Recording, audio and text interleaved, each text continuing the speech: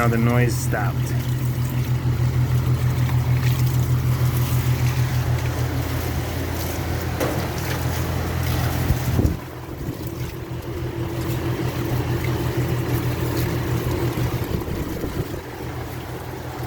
Blowing cold air up top because I dropped the temperature of the condenser coil.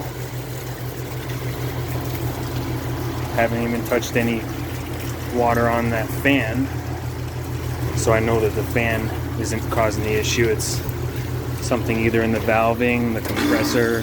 Oh, that's my other unit kicking on. Noisy bugger.